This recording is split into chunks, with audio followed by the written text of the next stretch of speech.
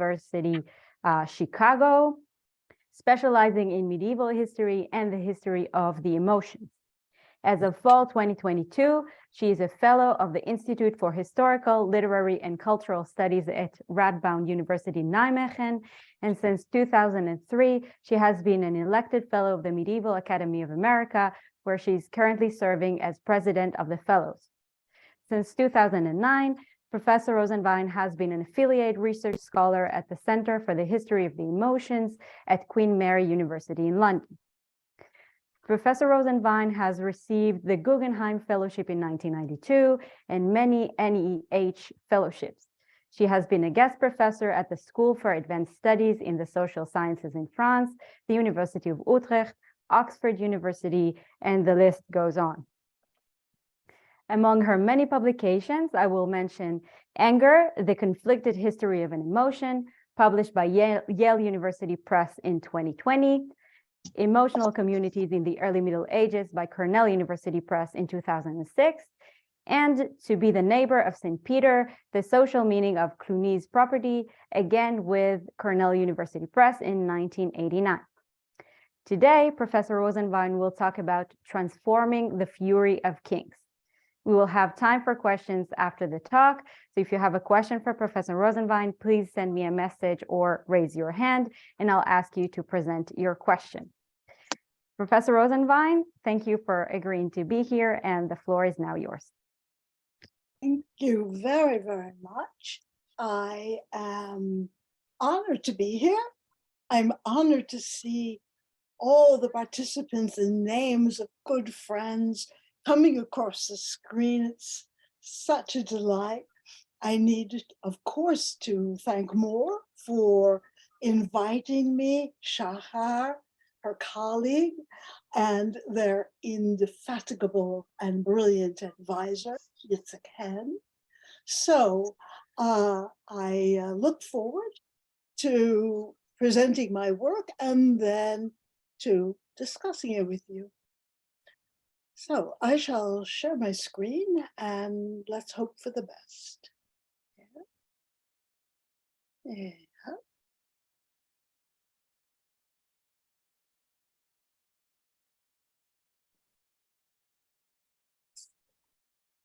Doesn't seem to be quite, let me try this one more time. Sorry. Share screen. Well, this is a waste of time. Here we go.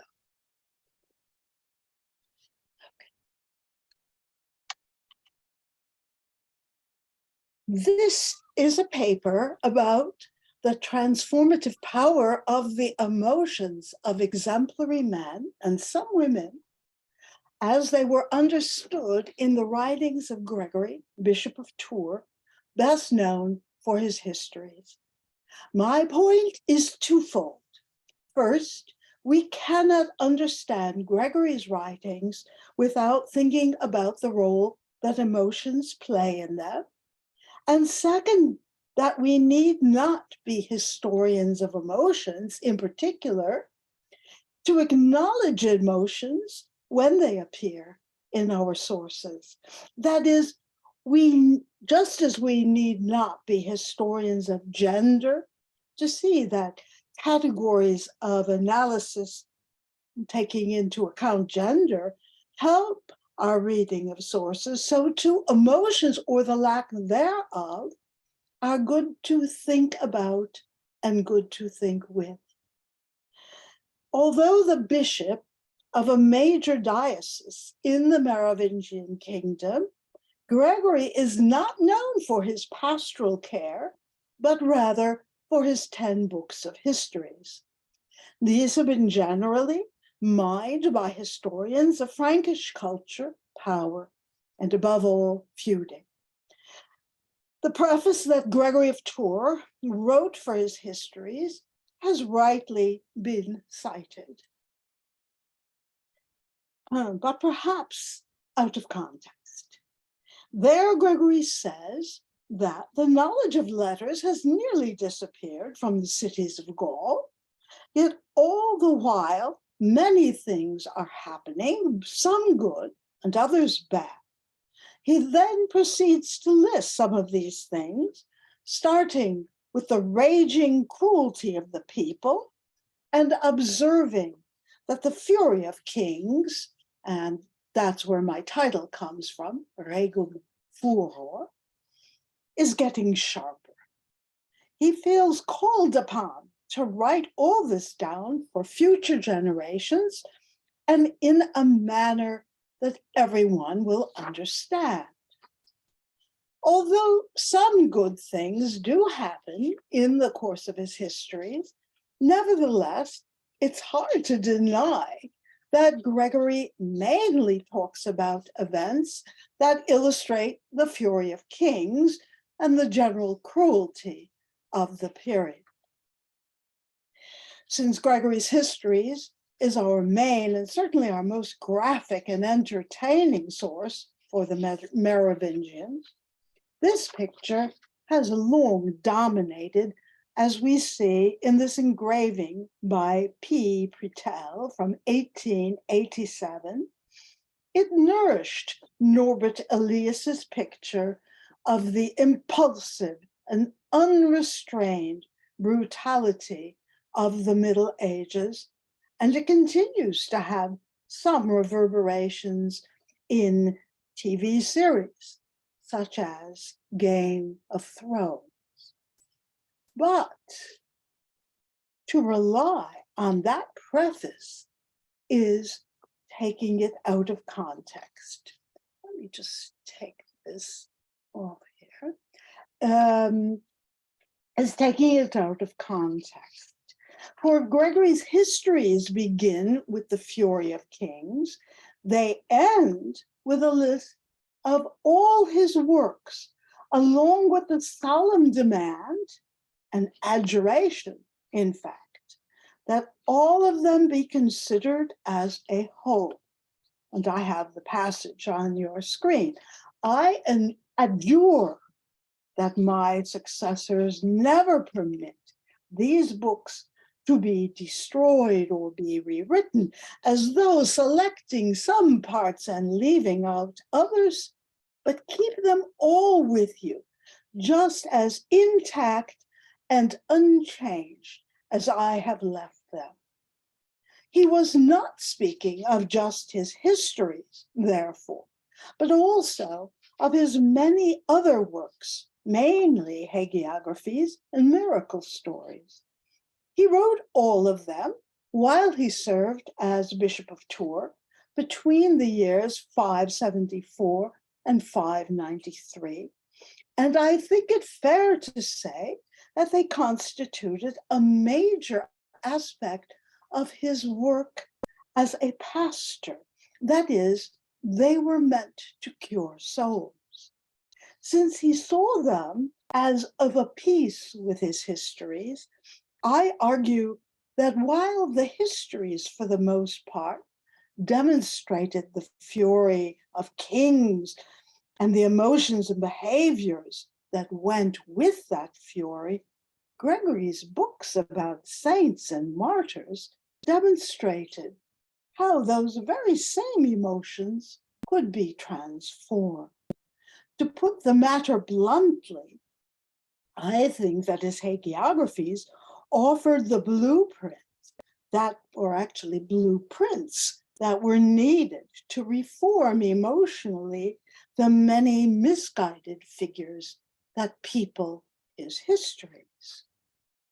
But to make sense of this statement, we need to understand something about how Gregory thought about emotions.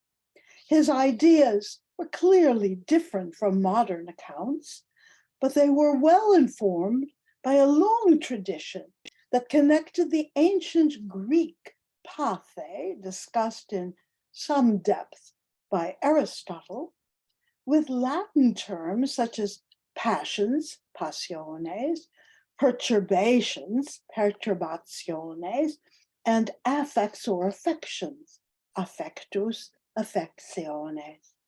The 5th century monk John Cassian, died 435, repackaged some of these, for example, anger and sorrow, or rather ira and tristitia as vices, starting a tradition that equated emotions with sinful thoughts and behaviors. But around the same time, Augustine of Hippo, died 430, offered a more comprehensive way to consider the emotions, or in his terminology, the motus animi or motus animae of the ancient world within a Christian worldview. Let's see if I can.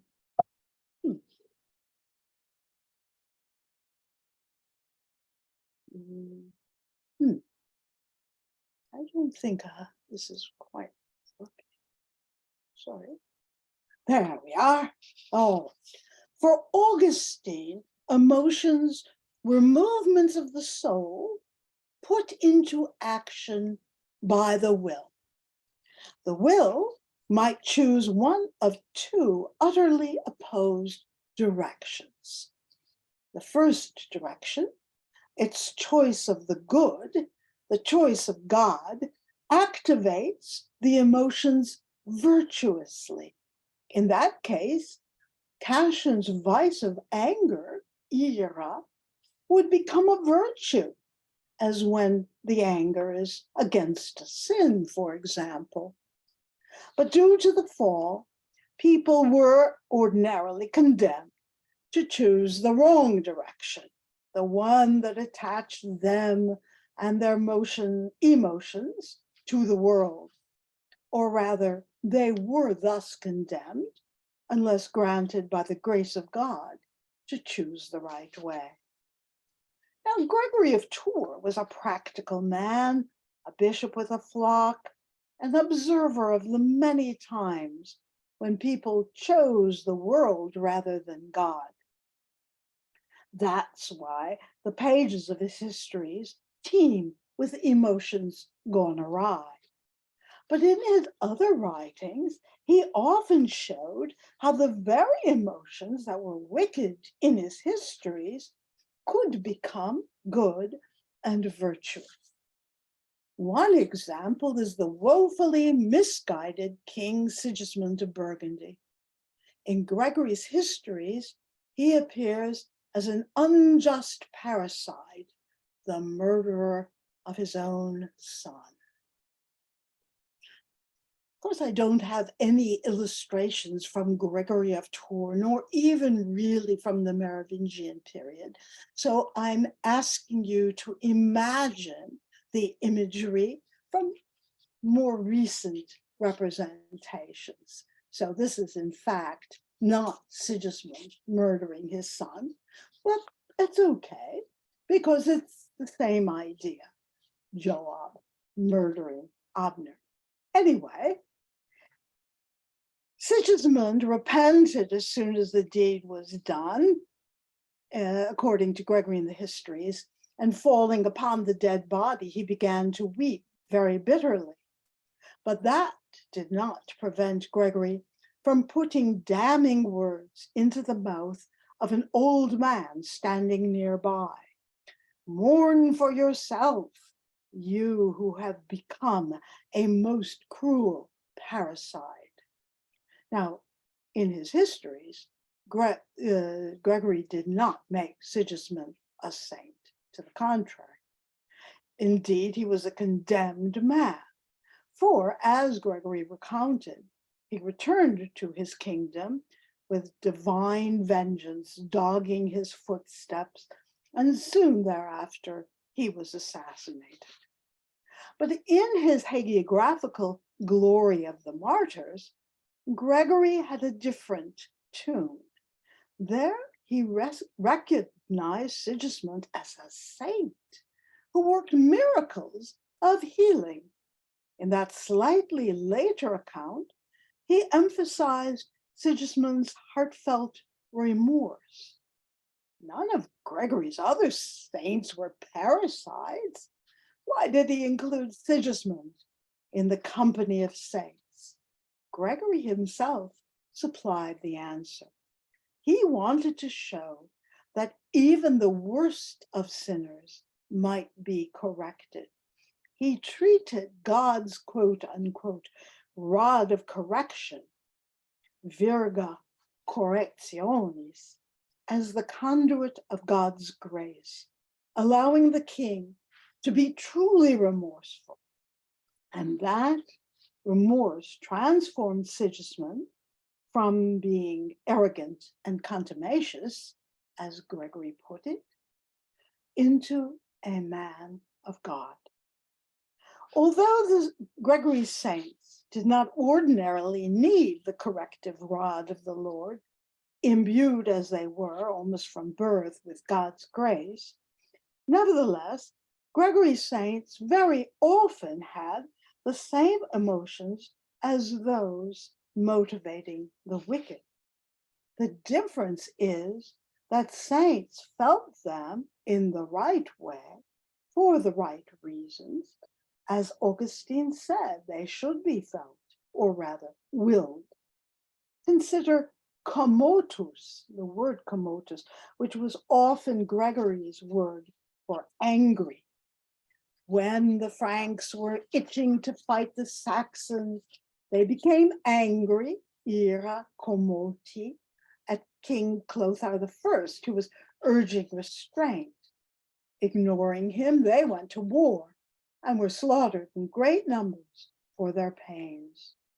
But in another passage in the Histories, Gregory said that after Saint Nicetius was angry, comotus, against anyone for negligence, he would then immediately accept the repentant person as if he had not been offended.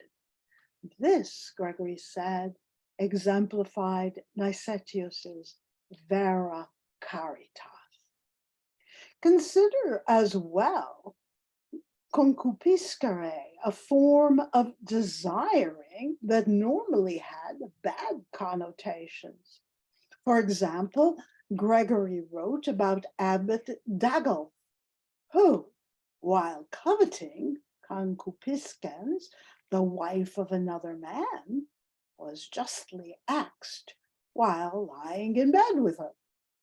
But Gregory also attributed the desire of concupiscence to Saint Julian of Brioude, who loved divine justice so ardently that he was set ablaze, census, by that fire, lusted after it, haec concupivit, and desired, desideravit it, with all his might.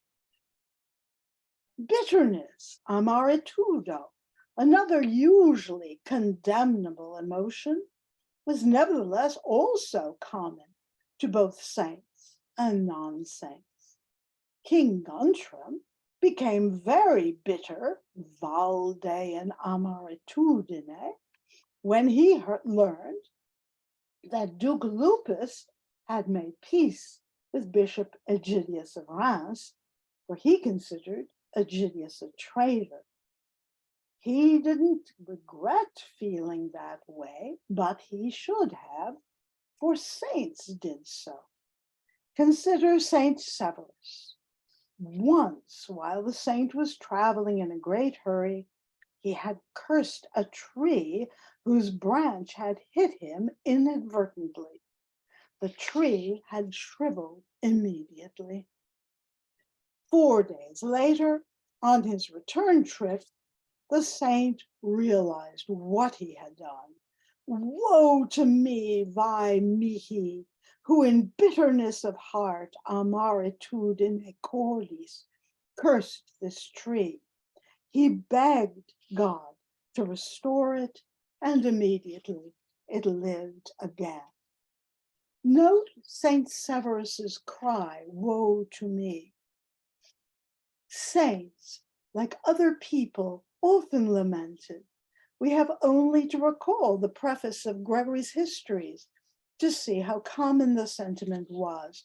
Many people are constantly groaning, woe to our days, vi diebus nostris. Saints too groaned about their fate. For example, after Saint Salvius, who died and went to heaven and saw all its wonders, he heard a voice saying he was be sent back to the world of the living. Then he reported to his brethren, I prostrated myself on the pavement and said with sobs, Alas, alas, Lord, why have you shown me these things if I am to be cheated of them?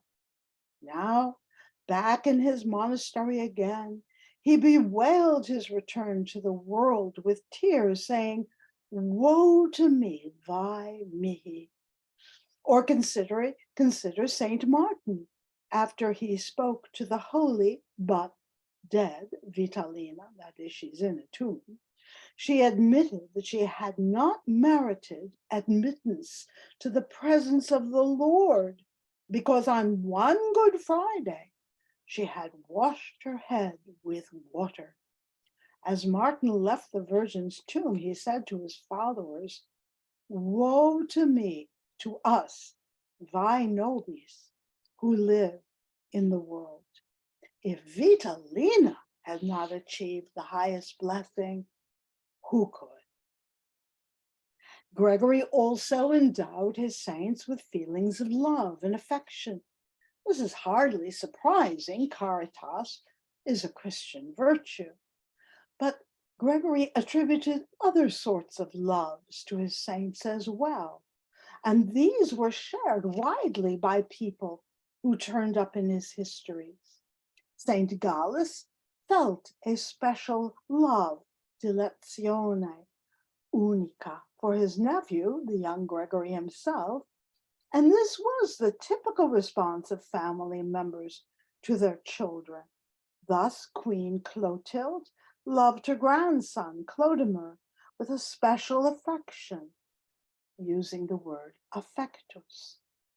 When Amandus, Bishop of Bordeaux, had a vision telling him to meet Severinus, a saint, on the road, the two men both rushed into embraces and kissed one another. Saint Martin scattered his many gifts on the sick, blind, and lame because of his manifold affections, multimodis affectibus. Saints even felt spiritualized amor, as when nothing could deflect Saint Gallus from the love of God, a Dei amore, not the love, dilectio, of his father, not the blandishments of his mother, not the love, amor, of his nurse. Thus, Gallus's family loved him, and certainly saints deserved to be loved, but that was not the usual way in which Gregory depicted people's reactions to saints. For those reactions were how sinners' wrongly directed emotions got transformed. It's true that after meeting Saint Severinus, Bishop Amandus loved, dilexit him, but he also venerated, veneratus, him. Veneration, awe, those were the more typical responses of ordinary people to saints and to saintly miracles, and to veneration and awe, we must add terror and joy. Thus, during a siege on the city of Nantes, quote, men dressed in white and carrying glowing candles emerged from the basilica of the blessed martyrs Rogatianus and Donatus in the middle of the night. They were joined by a similar group from another church dedicated to Saint Similinus. Witnessing these white, glowing men, the enemy army was so, quote, terrified by an immense fear, immenso pavore exterita, that it departed immediately.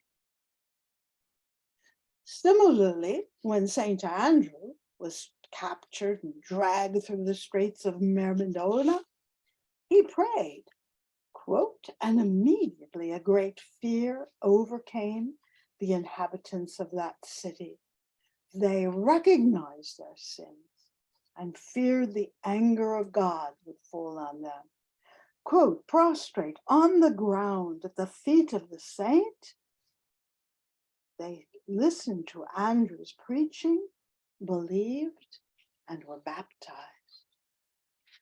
An old woman living in Bordeaux saw Saint Stephen appear immediately after he had rescued a foundering ship. He was still so soaked with water that he dripped on the pavement. The woman inspected the drops, quote, with great trembling, end quote. Then she put them in her handkerchief and brought them to the bishop. He, quote, received them with joy and great admiration. But while fear, reverence, joy prevailed when the saints, their relics, or their miracles were at hand, dire lamenting took place when saints died. Thus, when Saint Gallus knew he would die, the citizens of Clermont felt immense grief, as Gregory described it at Gallus's funeral. Quote, there was such a great mourning, and so many people were there that it can hardly be told. The women wore mourning clothes as if they had lost their husbands, and the men did similarly, their heads covered, as is the custom in funerals for wives. Even the Jews were following with lighted lamps and lamenting. All the people with one voice were saying, woe to us, vae nobis. Lamentations were even more intense and long-lasting when Saint Radigan died.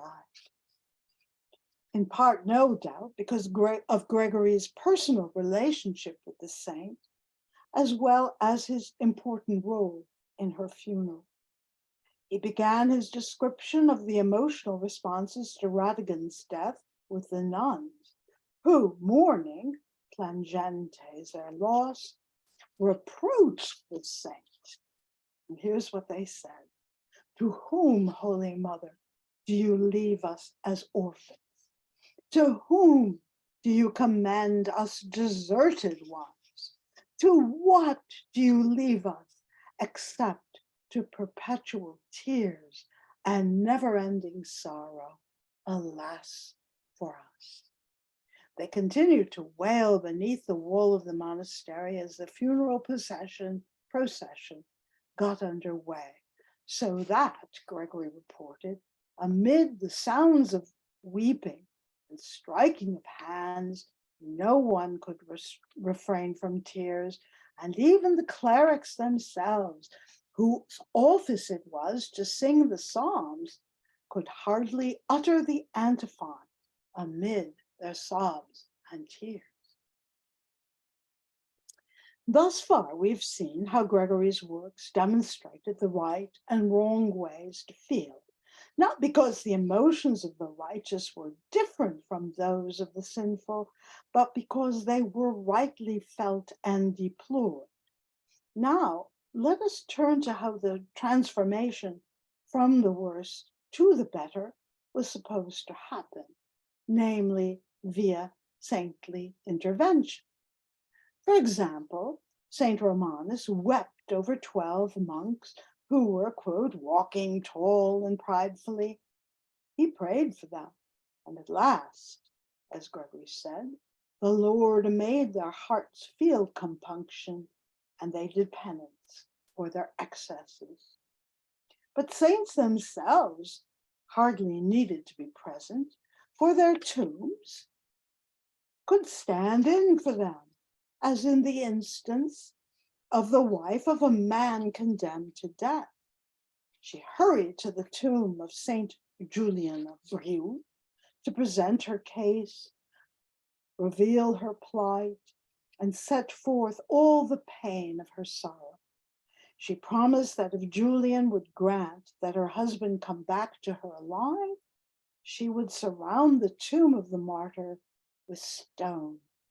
Soon she learned that, quote, the martyr would make her happy again. And that's precisely what happened. The husband was released rather than put to death, and she returned to the tomb to fulfill her vow. Now, not only were his emotions transformed from pain to joy, but her performance of them was now converted to a pious act. In another story, the instigator of a brawl lost an eye. When he tried to drag the man who hurt him from the church of St. Julian, he started to go blind in his other eye. Now his emotional transformation began. Confessing his sins, he said, rightly did this unmerciful judgment happen to me, who did not practice mercy. He prostrated himself before the saint's tomb and asked pardon of his enemy. Then he received his vision, and both he and his former antagonist departed from the church, both happy, lightus, and chastened, emendatus. Gregory himself experienced the transformative powers of Saint Martin before he became Bishop of Tours. As he reported later, he had been ill with sores and fever and, quote, lost all hope in the present life. But recovering somewhat, he decided to visit the tomb of the saint. Indeed, his desire to go to the tomb became a fever of desire.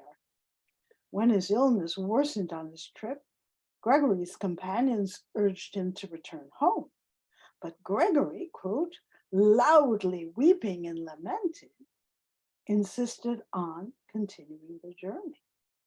A few days after they arrived, he awoke to find himself cured. Quote, I felt I had received my former health, and with joy, gaudens, I called my servant to assist me. A cleric who accompanied Gregory was also cured. Then, reported Gregory, I rejoiced and wept for joy and gave thanks to omnipotent God. So, from losing hope, which is the wrong kind of emotion, he then rejoiced. I started, well, it's not the wrong kind of emotion, he had it for the wrong thing. I started this paper by asserting that we cannot understand Gregory's writings without thinking about the role that emotions play in them. Now I'm concluding, and I hope I've convinced you not only of the truth of that statement, but also that emotions tie together the histories with Gregory's other writings in ways that explain why this bishop insisted that all his works were unified and must remain intact. But that didn't happen, and Gregory became known as the historian of the Franks, the violent Franks. My second assertion at the start of my paper was that we need not be historians of emotions, in particular, to acknowledge emotions when they appear in our sources. Now, I wish to expand this by saying that the example of Gregory shows why it is sometimes essential to see those emotions in order to be good historians, regular historians.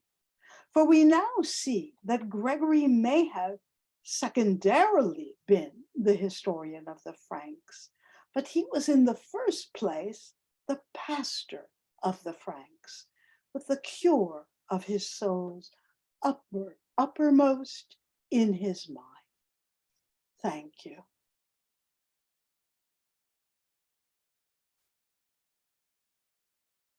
Thank you very much, Professor Rosenwein. Wow, I am super, super, super excited. And I open the floor for questions. Please.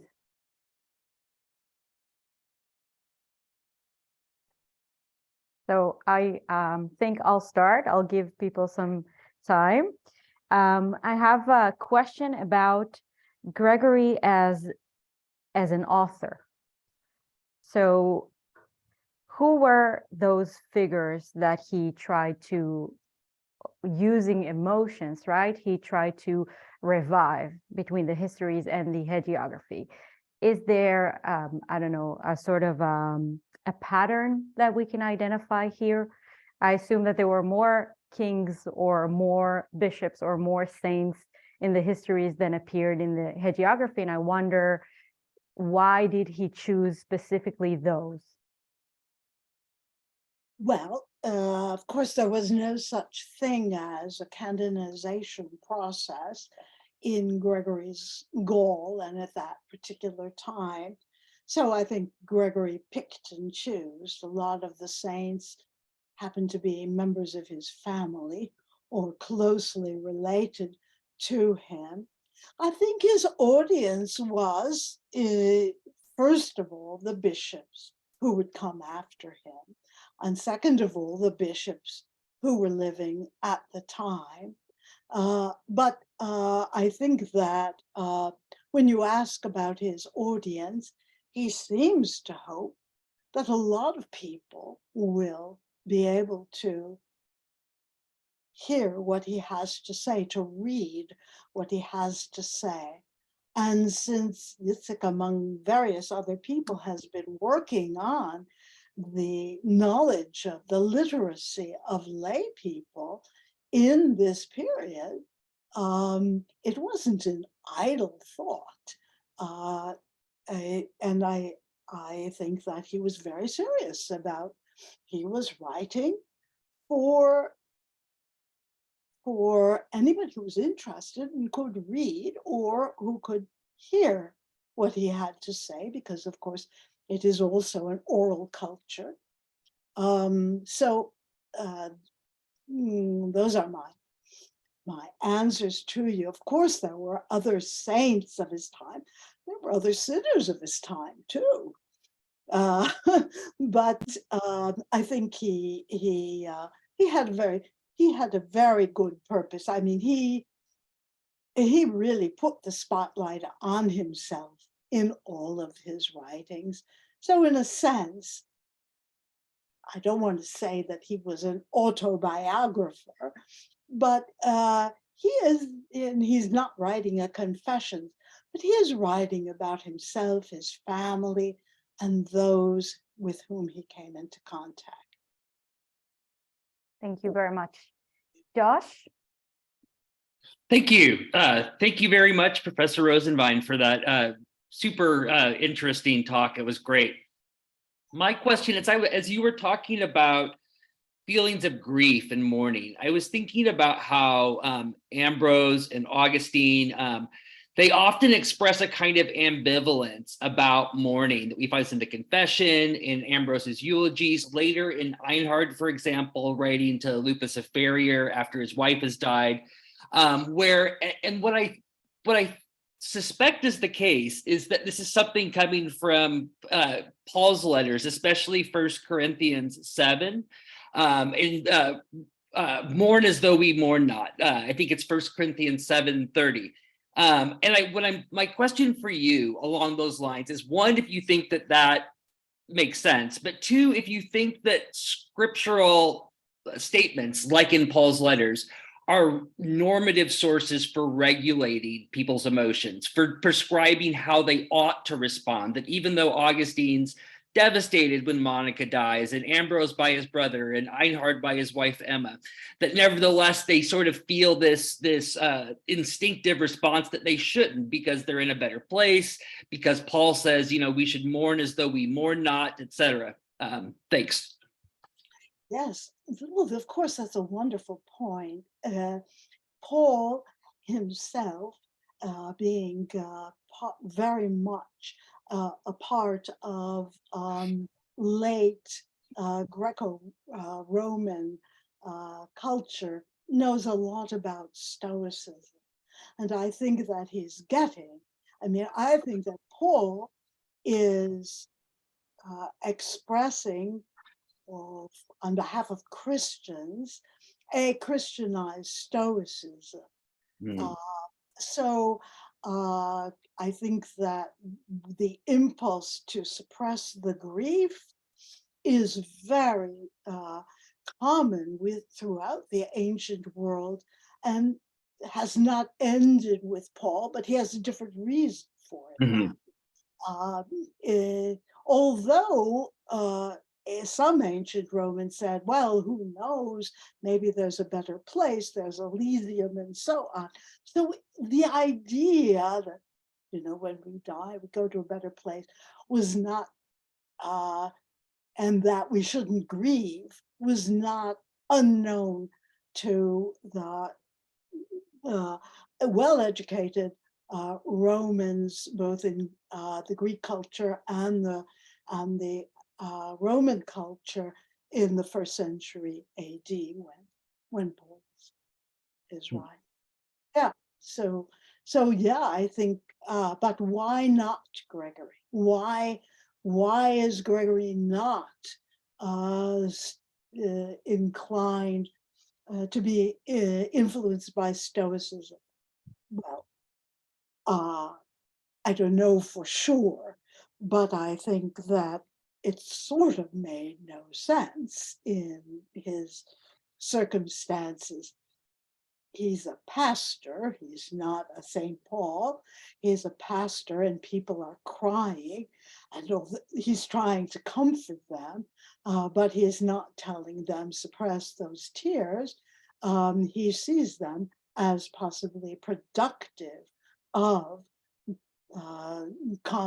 conversion and good behavior. And indeed, there is some ambivalence about tears and grief, right, with within the Stoic tradition. I mean, you would find Cicero saying, it's really if you didn't feel grief here, you might as well be a stone. Mhm.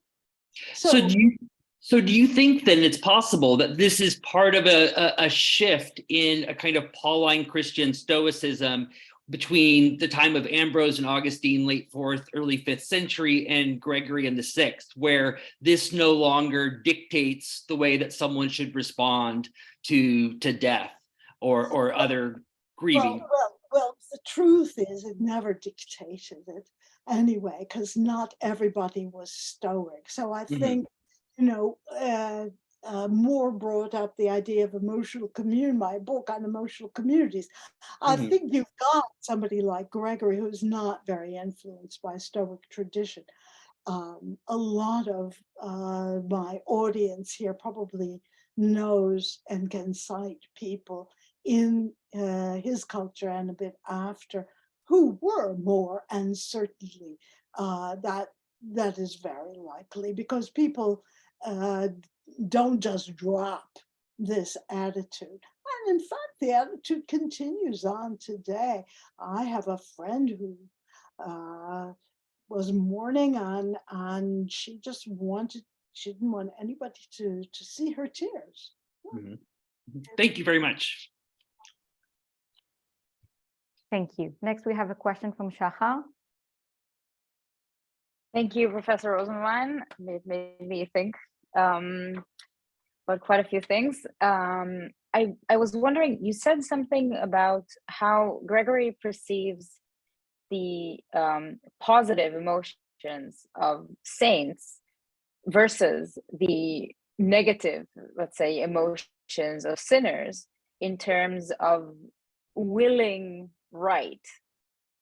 But also you also mentioned grace, and I was wondering if Gregory says something about this tension between will and divine grace. Does he see it at all, or it's something that doesn't bother him?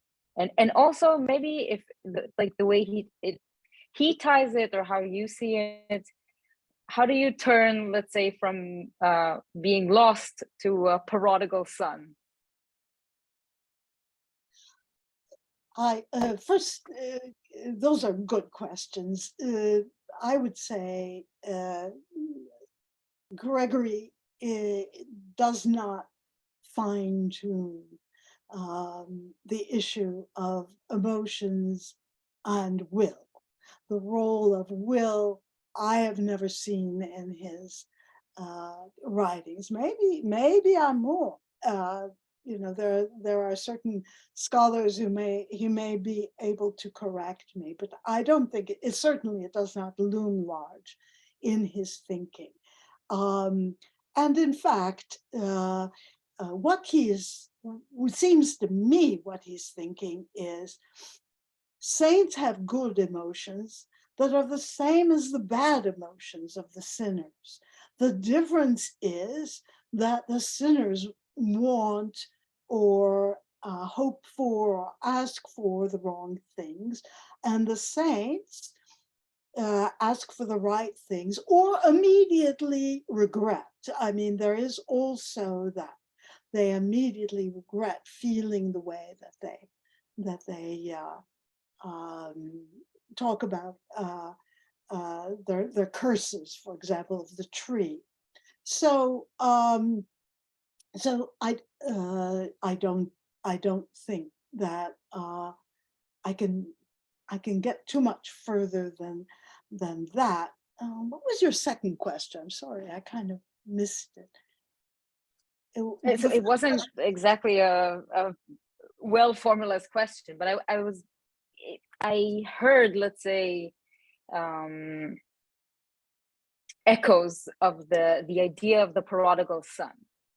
So so the question is, how do you direct yourself or your emotions? How do you control your emotions into a back onto a good path?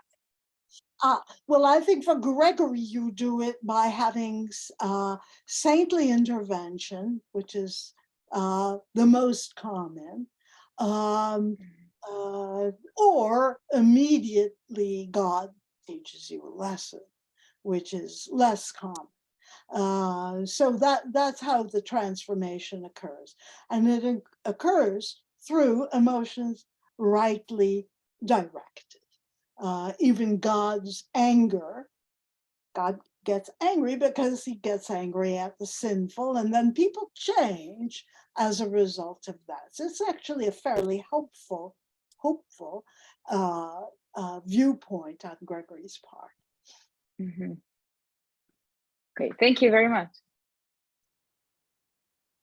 If I can relate to Shachar's question, what happens when you are the other? What happens when you're a pagan, when you are a Jew? The saintly intervention works differently. Emotions are described differently. It just means that they are doomed, and emotions are described in the same manner. Yeah, that's a really good question. And of course, I didn't really deal with that. But I don't think Gregory deals very much with that. As you saw in the case of Radegund, even the Jews, or in the case of Gallus, even the Jews are mourning his passing. I don't really see him dealing with that. Gregory the Great, though, does deal with that. And for him, again, saintly intervention is very important. He's more talking about the Arian Christians than he is about Jews. But if I recall correctly, even Jews won't change their mind when they come across a saintly figure who inspires awe. But I may be wrong there. I can't quite remember. I didn't review my Gregory the Great. Sorry. Fascinating. Yeah. Thank you very much. Next, we have a question from Jeffrey. Hi, can you hear me? Yes. Okay, good, thank you. Barbara, that was really quite wonderful. because it's what you ended with, like, how do you relate the histories to the hagiography and Gregory, has always kind of puzzled me. And now I'm no longer puzzled. Oh, and hello everyone. It's nice. Nice to see you. Yeah. But I'm a little confused, and or puzzled still. And your responses have puzzled me more, maybe more puzzled, because given the first slide that you showed with August, I was thinking, okay, this is like, so there's an Augustinian element in Gregory's attitude towards emotionality. But then at the end, you said, well, but he doesn't have any of the will issues. It's not part of an articulated psychology, as it is in Augustine, but my question was originally going to be, is there Augustinian influence on Gregory's attitude towards good and bad emotions, or the good and the bad use of emotions? And where did and how was that influence mediated of Augustine, if there was? Now I'm wondering if there was any influence at all, and if this is just is it in the air? Is it like quasi monastic or ascetic? Where does this? It can't be just Gregory alone. So No. this must be in the air, and it must have been transmitted and transformed somehow in the past. And I was wondering if you could just speak to that, please. And thank you again. Oh, yeah. Thank you. Well, the intellectual transmission, I can't talk about authoritatively. All I can say is that when you read Civitas Dei, you don't necessarily glom onto the role of the will there. It's there, but it's not that important. And I think that that particular work, possibly the Confessions, although I'm not sure that the Confessions were so widespread. I'm sure that the City of God was in Gaul for someone like Gregory, for the monks at Lerins, for the monks at Marseille, and so on. But the role of the will, I was just being exceedingly technical. It's my fault for emphasizing that, because I at one point was corrected by an Augustinian scholar who told me, well, you've got to get the role of the will in there. But in fact, that's not so important in the way that Augustine talks about emotions. He really mainly talks about how you can't be worried about the vocabulary of emotions, because you can find vocabulary that, like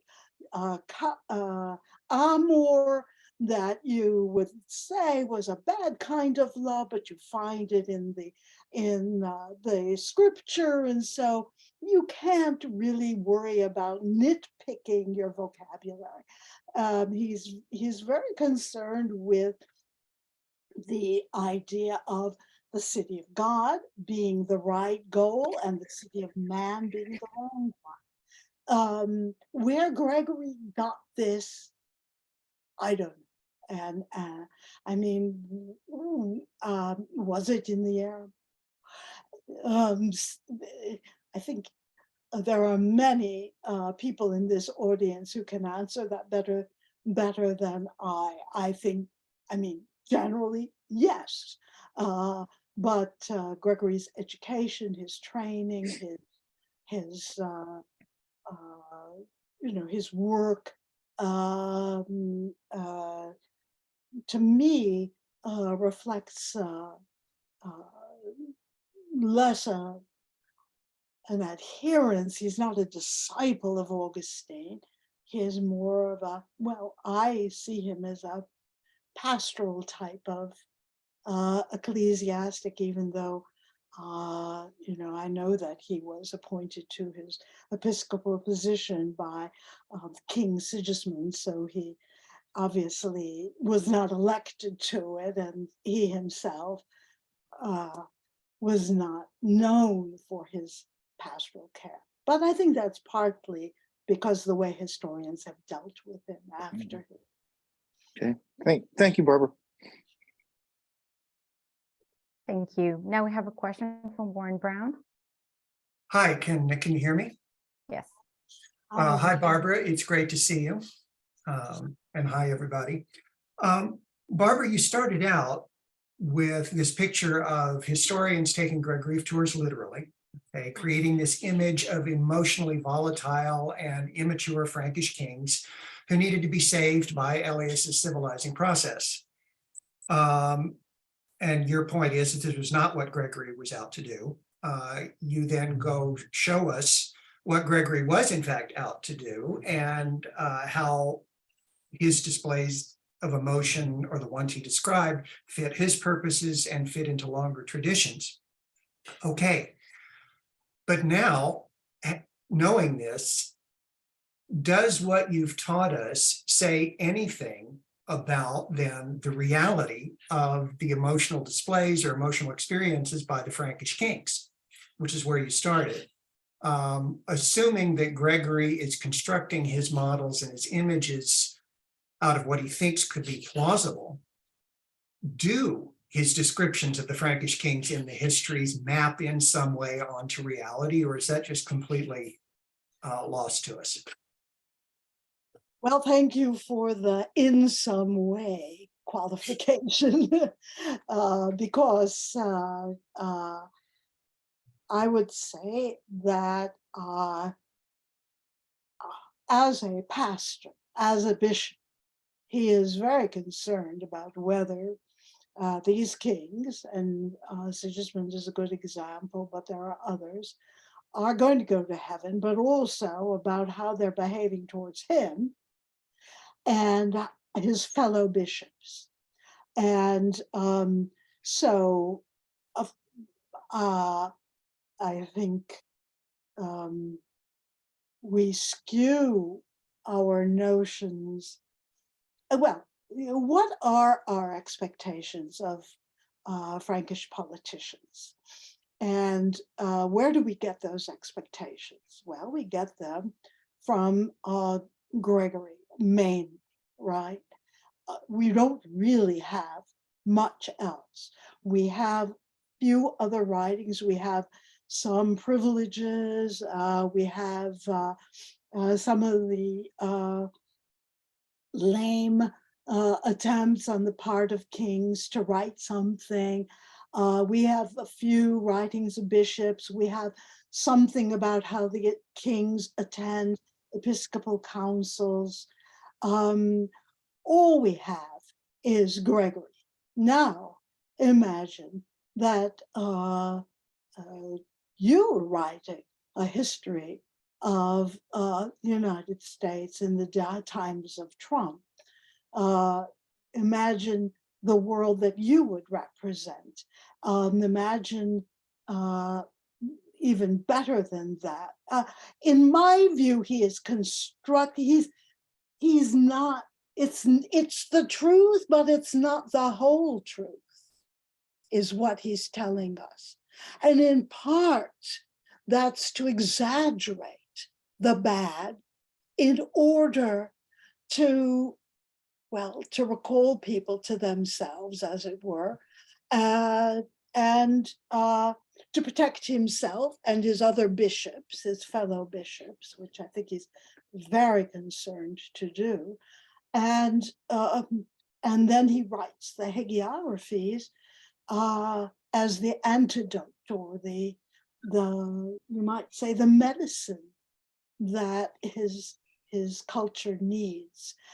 But it is an exaggeration in both kinds of writings. Mm-hmm. Okay, thank you. That's very helpful.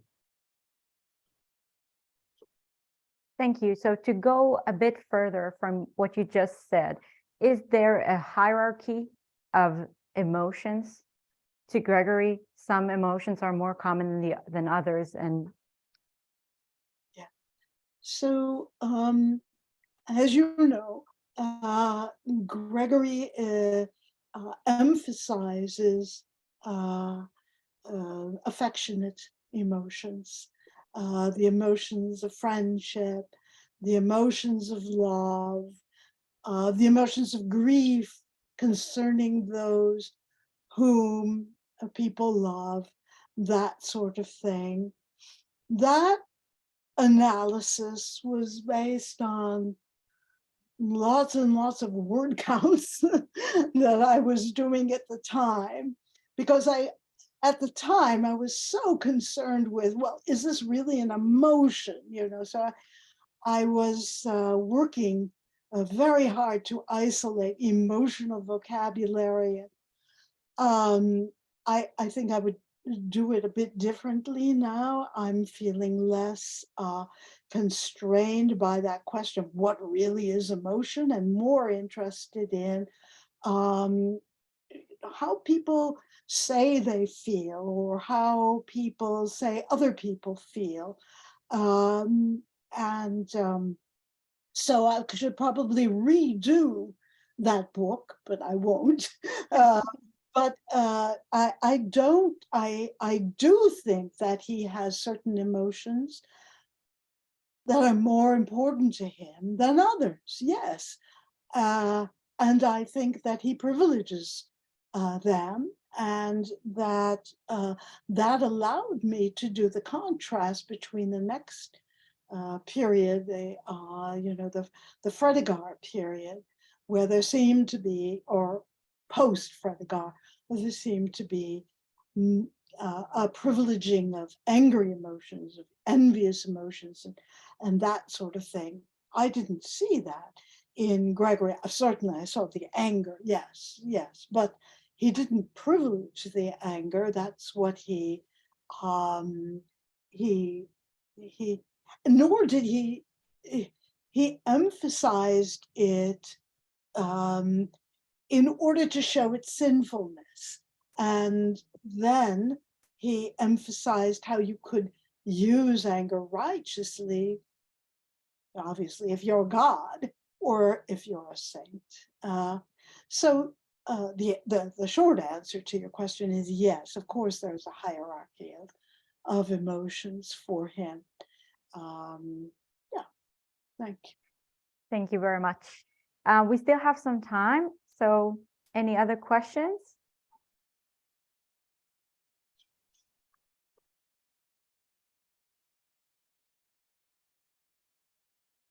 All right. So if that's the case, please join me again in thanking Professor Barbara Rosenwein for her wonderful and stimulating talk. Okay, thank you. Thank you very much. I just was so happy to look at this great lineup of people, all my old friends and new. So nice. Thank you for coming. Thank you. Thank you. So our next and last meeting for the fall semester will take place on February 1st. Professor Régine Lejean of the Sorbonne will speak about friendship and hate in the early Middle Ages, relationality, and identities. We will circulate the flyer soon, and I wish to thank you for joining us today. I wish you a happy holiday season and hope to see you again in February. Goodbye, everyone. Thank you. Thank you.